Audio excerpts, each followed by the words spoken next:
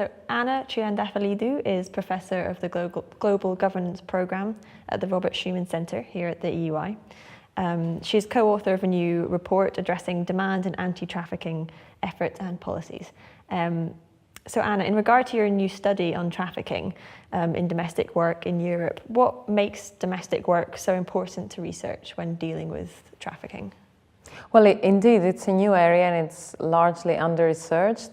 I might say that numerically it's probably small. It's not that we have so many trafficked people in Europe in domestic work, but I think it's very important because it touches upon our family life, our private life, and our very core values of how we treat another human being.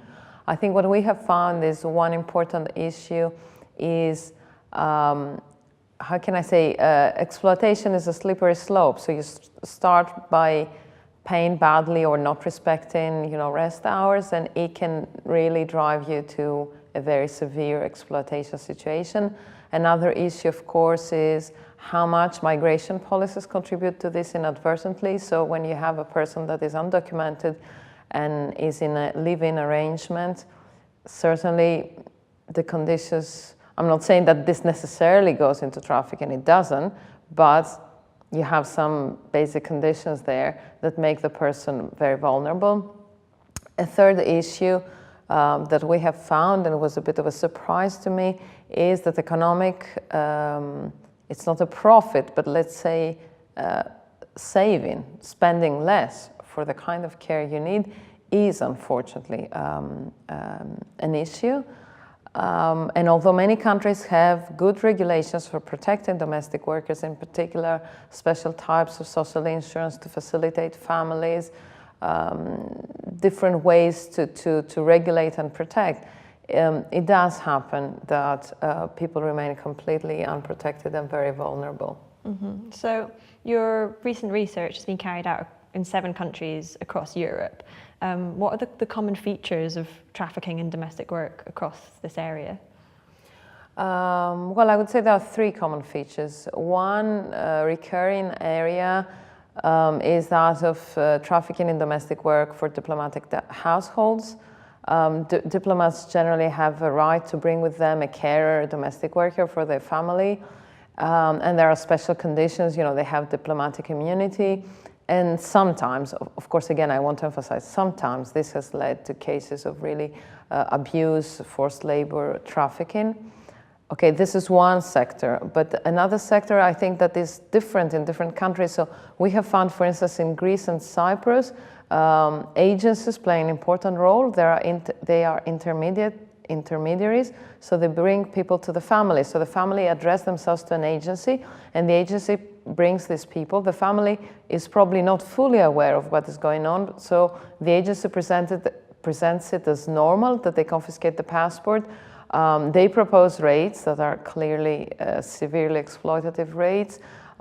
They propose practices which, of course, the employer has a responsibility because they accept them, but the agency is crucial in this, and of course it makes a profit out of this.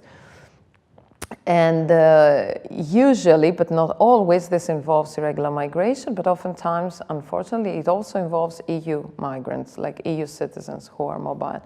A third issue is, as I said, those exceptional cases where the family, for instance, has some disabled person, including a disabled child. They're paying, say, for physiotherapy, logotherapy, what other therapy you want. So they think, oh, I can save some money with having full-time care. And they get into these, horrible kinds of arrangements. Mm-hmm. And these are common features that you find everywhere in all of the different countries? Yes, this last case that I highlighted, we have found more in the Netherlands, in Belgium, and France. Okay.